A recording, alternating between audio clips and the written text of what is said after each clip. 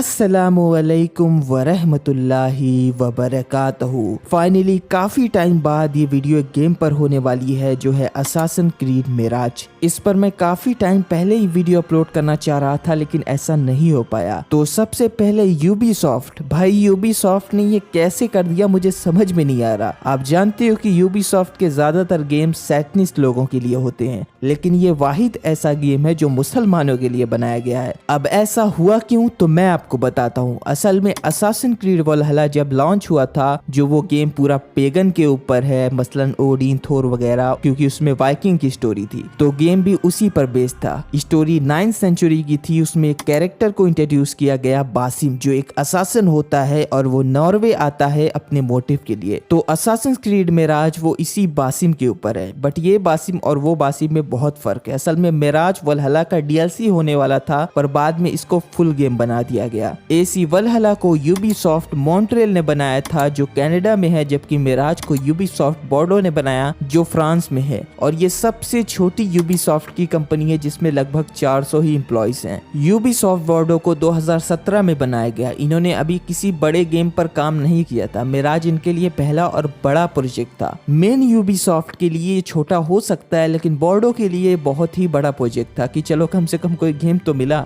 दूसरी चीज की ये गेम मिराज मुस्लिम कंट्री पर बेस्ड होने वाला था, एंशिएंट बगदाद। तो इस कल्चर को वही लोग समझ सकते हैं जिन्होंने इसको एक्सपीरियंस किया हो, वो बेटर तरीके से उस कल्चर को दिखा सकते हैं। यूबीसॉफ्ट बोर्डो के अंदर ज्यादातर जो एम्प्लॉयज हैं, जो आर्टिस्ट हैं, वो मुस्लिम हैं या ऐसे भी हैं जिनकी पास्ट लाइफ जो है वो इस्लामिक कल्चर के अंदर गुजरी हो या उनका बचपना गुजरा हो। अब मिराज कोई ऐसा गेम नहीं होने वाला था जो माइथोलॉजी पर बेस्ड हो, ओडिन, थोर, फला फला। मिराज एक रियल हिस्ट्री पर बेस्ड गेम है। रियल हिस्टोरियंस ने इस गेम पर काम किया है कि 9th सेंचुरी का बगदाद कैसा हुआ करता था। और मेरे ख्याल से गेमिंग हिस्ट्री के अंदर बगदाद वो सिटी है जिसको इतना ब्यूटीफुल और रियल बनाया गया है। अभी थोड़ी सी मैं आपको गेम की टाइमलाइन बता देता हूँ कि गेम फिक्स है 9th सेंचुरी बगदाद के अंदर 246 हिजरी या 861 ईस्वी के अंदर। अल्लाह के रसूल के 230 या 35 साल बाद की स्टोरी है, जहाँ पर हम एक ऐसे कैरेक्टर से मिलते हैं जिसका नाम बासिम होता है और वो असासिन्स के लिए छोटी मोटी चोरियां करता है। पर कुछ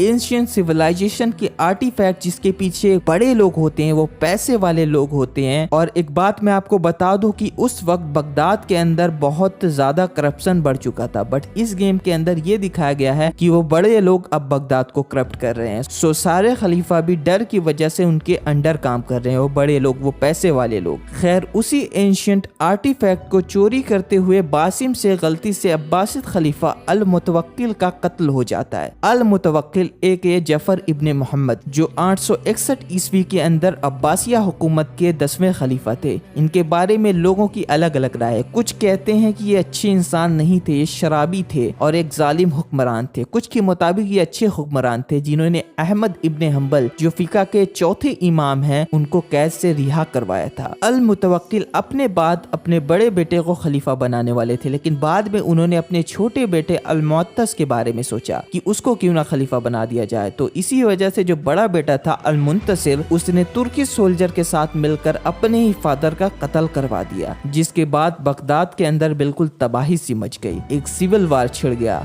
गेम के अंदर भी वैसा ही दिखाया गया कि गलती से अल मुतवक्किल का कत्ल होने के बाद बासिम की फैमिली को मार दिया जाता है और बासिम को समरा से भागना पड़ जाता है, जहाँ उसकी मदद असासिन्स करते हैं और उसको एक नया रास्ता दिखाते हैं। वो बासिम को ट्रेन करते हैं और असासिन बनाते हैं, जहाँ जिसके बाद बासिम का काम होता है कि बगदाद के अंदर जो करप्शन चल रही है, जो बड़े लोग पर्दे के पीछे बैठे हैं, जो बगदाद में गंद मचा रहे हैं, बासिम का काम होता है उनको कत्ल करना। और अच्छी बात है कि सारे विलन्स जो हैं वो फिक्शनल है। जैसे अबू फजल एक करप्ट स्कॉलर होता है जो इस्लामिक टीचिंग के बजाय हराम टीचिंग लोगों को सिखाता है, लोगों को करप्ट करता है, लोगों के ऊपर एक्सपेरिमेंट करता है। और सबसे अच्छी चीज जो मुझे इस गेम की लगी वो ये है कि ज्यादातर इसी गेम्स के अंदर असासिन्स का कोई रिलीजन नहीं होता, वो एथिज्म पर बेस्ड होते हैं। पर मिराज के अंदर ज्यादातर असासिन्स जो हैं वो बिलीवर्स हैं, जैसे फुलाद, रेहान, ताबिद। इस गेम के अंदर अल्लाह के अलावा और किसी खुदा का जिक्र ही नहीं मिलता, बल्कि बासिम एक ऐसा कैरेक्टर है जो ना तो शराब पीता है, ना ही पिछले गेमों की तरह औरतों के साथ फ्लर्ट करता है, बल्कि बासिम एक ऐसा कैरेक्टर है जो हर नेमत पर अल्लाह का शुक्र करता है। और यही चीज इस गेम को स्पेशल बनाती है मुसलमानों के लिए।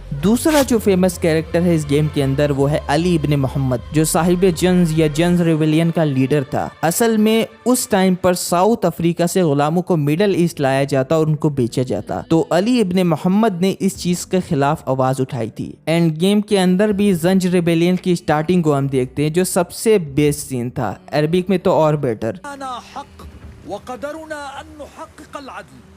अल्लाहु अकबर, अल्लाहु अकबर, ला इलाहा इल्लल्लाह, वल्लाहु अकबर, ला इलाहा इल्लल्लाह, ला इलाहा इल्लल्लाह।